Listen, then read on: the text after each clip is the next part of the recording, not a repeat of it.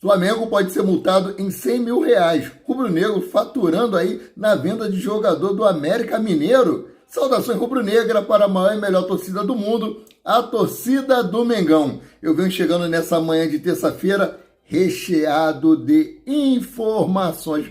Mas antes de mais nada, meu querido, minha querida, você que não é inscrito no nosso canal, se inscreva no canal Paraquedista Rubro-Negro, botãozinho aqui embaixo escrito inscrever-se. Deixe seu like, faça um comentário, acione o sino da notificação para receber todos os nossos novos vídeos, compartilhe os nossos conteúdos. Você pode me perguntar, PQD, eu pago quanto para me inscrever e compartilhar os seus vídeos? Você não paga nada, é de graça e ajuda no nosso crescimento e nos ajuda a continuar mantendo vocês informados sobre tudo que acontece nos bastidores do Mengão. Então, vamos para as notícias, que notícias é o que interessa, o resto não tem pressa. O Flamengo viajou para Quito ontem, né, e chegou à noite lá, e foi com um grupo de 27 jogadores, entre eles algumas promessas da base que devem ficar fora da relação final para a partida. Outra surpresa foi a presença de Marinho, o atacante que perdeu espaço e trata da sua saída. Eu vou falar aqui também um pouquinho sobre Marinho ainda nessa matéria, né? Marinho e mais 3 jogadores que devem estar de saída do Flamengo, com aval do técnico Vitor Pereira. Então o Flamengo viajou aí com o goleiro Santos, Matheus Cunha e Hugo. Zagueiros Léo Pereira, Davi Luiz, Fabrício Bruno, Pablo, Rodrigo Caio e os laterais Felipe Luiz, Ayrton Lucas, Wesley e Guilhermo Varela. Meio-campistas levou Gerson, Everton Ribeiro, Vidal, Matheus França, Ayrton, Igor Jesus, Vitor Hugo e os atacantes Gabigol, Pedro, Everton Cebolinha, Matheus Gonçalves, Ayrton, André, Mateusão e Marinho. De todos esses aí, nem todos serão relacionados para a partida, né? O Flamengo vai treinar hoje, na parte da tarde, né, no Estádio Olímpico Ataúpa, o mesmo que ele treinou aí às vésperas do jogo contra o Independente Del Valle. A logística é praticamente a mesma. Então, seguindo aqui com as notícias, porque notícias é o que interessa, o resto não tem pressa. Algo que causou muita estranheza ontem a todos foi aí a não ida do Thiago Maia para o confronto contra o Independente Del Valle. Ele que jogou no primeiro tempo aí da partida entre Flamengo e Fluminense. E Gabigol, que era dúvida, acabou viajando com a delegação, mesmo sentindo desconforto muscular. De acordo com a apuração da reportagem do Coluna do Fla, o volante foi diagnosticado com uma virose e por isso não viajou com a delegação rubro-negra ao Equador. O camisa 8 permaneceu no Rio de Janeiro e assim como Arrascaeta e Bruno Henrique, já que os atletas não possuem condições de jogo. Sem Thiago Maia, aí provavelmente Arturo Vidal deve ser o favorito para assumir a condição de titular no time de Vitor Pereira. O volante é a primeira opção no banco de reservas, né, depois do camisa 8 e de Gerson na função. Nesta temporada, inclusive, o único jogo em que Arturo Vidal atuou por 90 minutos pelo Flamengo foi justamente na altitude de Quito, na primeira partida da Recopa Sul-Americana, diante do Independente Del Valle. E como já falei em outros vídeos, para mim foi a melhor partida de Arturo Vidal no Flamengo, foi contra o Independente Del Valle na altitude de Quito.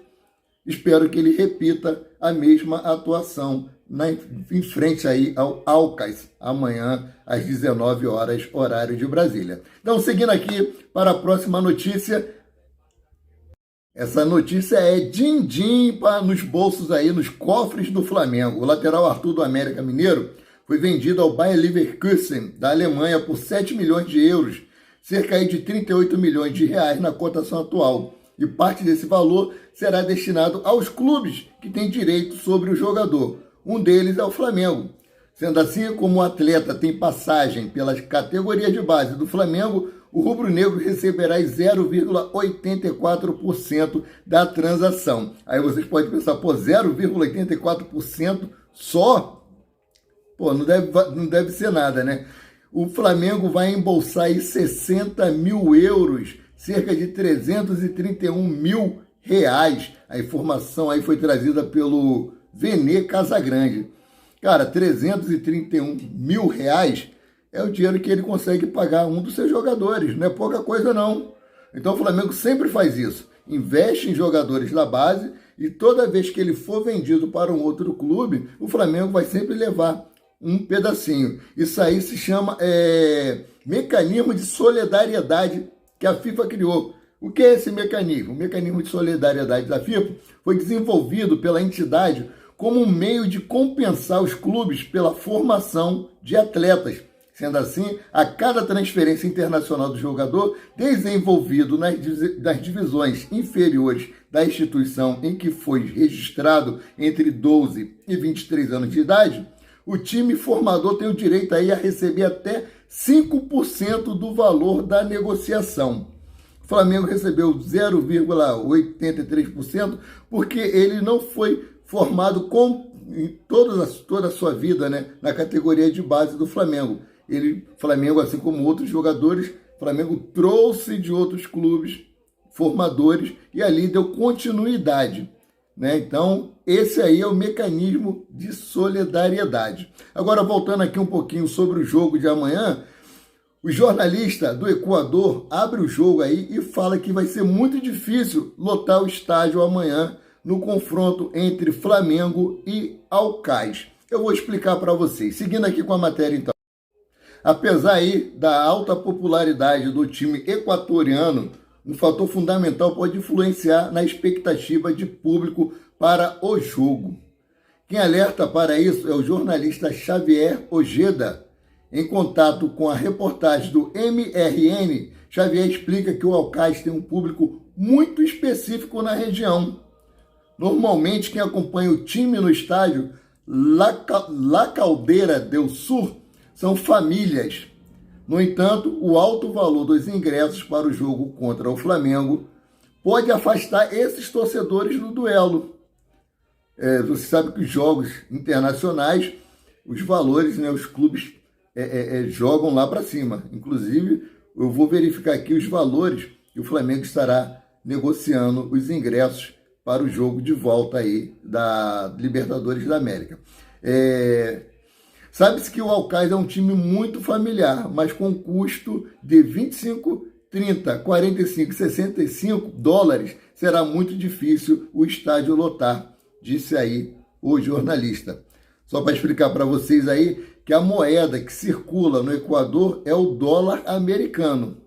Até o fechamento desta matéria, né, um dólar americano que é equivalente aí a R$5, ou seja, o ingresso mais barato para o duelo entre Alcás e Flamengo custa cerca de R$126, e o mais caro custa aí quase R$330, né? Um pouco fora da realidade do Equador no momento. Agora, falando aqui sobre outra matéria, o Flamengo pode ser punido por alegações do árbitro na súmula.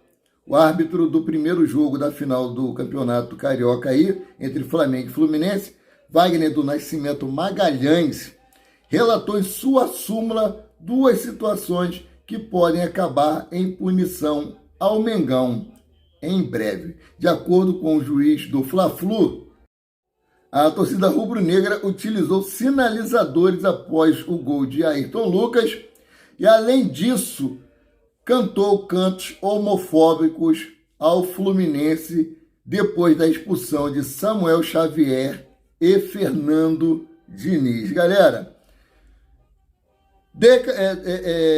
década de 90, 2000, 80, era levado na brincadeira essas zoações, né?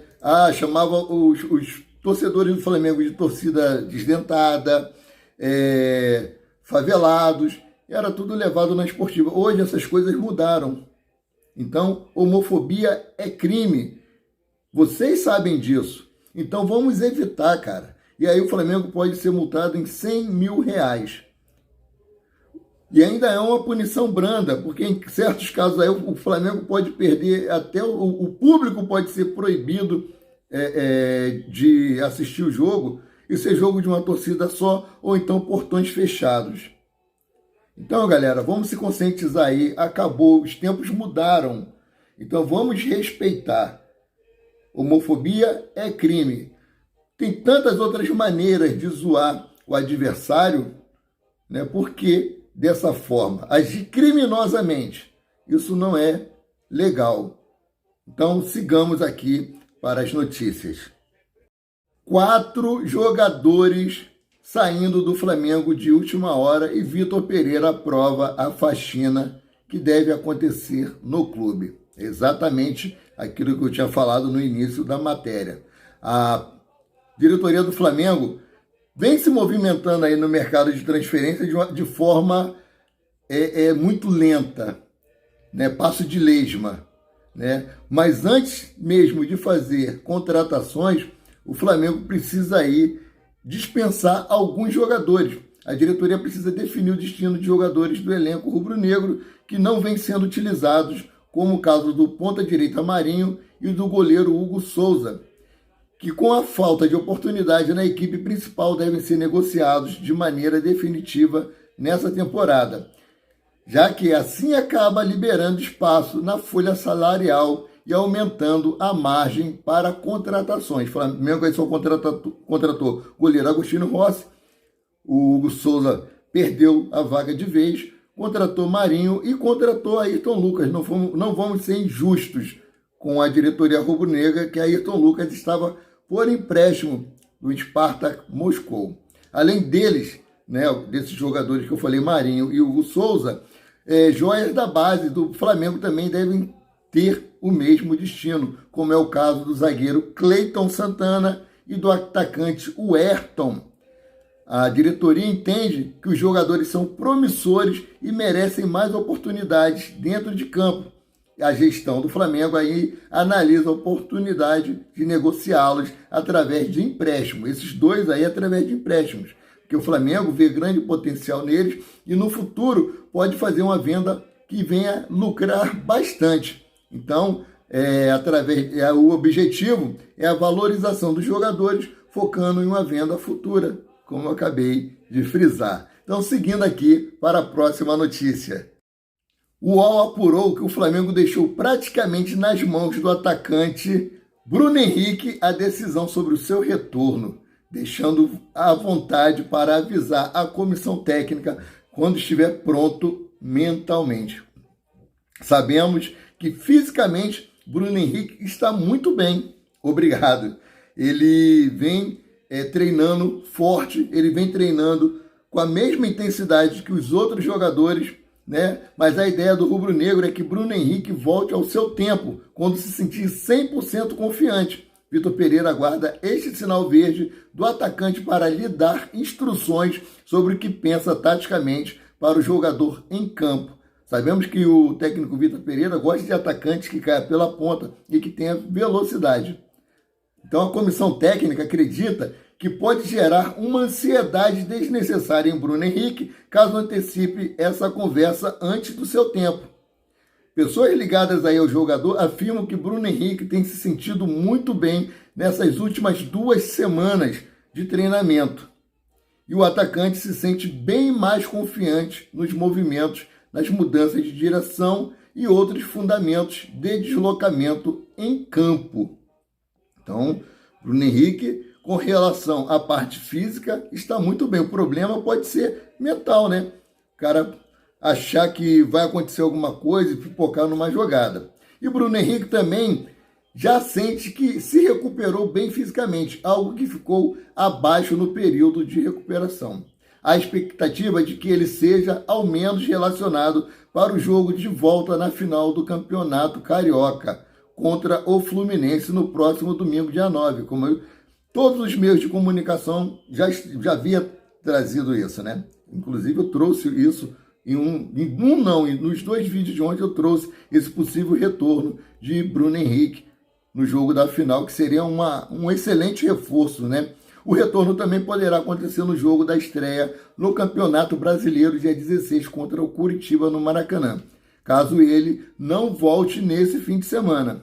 Mas tudo indica que Bruno Henrique será relacionado para o jogo da final do Campeonato Carioca contra o Fluminense. Nós vivemos também como torcedor essa expectativa de poder ver o nosso camisa 27 de volta aos gramados, mas que seja de uma maneira que ele também se sinta confortável e não venha prejudicar a recuperação dele, que está sendo tão boa. Então, galera, eu fico por aqui, voltando a qualquer momento com mais notícias sobre o rubro-negro mais querido e mais amado do Brasil e do mundo, o Clube de Regatas do Flamengo. Você que chegou até aqui, não deixa de dar o seu like. Você que não é inscrito, assistiu o vídeo todo, se inscreve no nosso canal, ajude no nosso crescimento, nos ajude a continuar mantendo vocês informados sobre os bastidores do Mengão. Saudações rubro-negra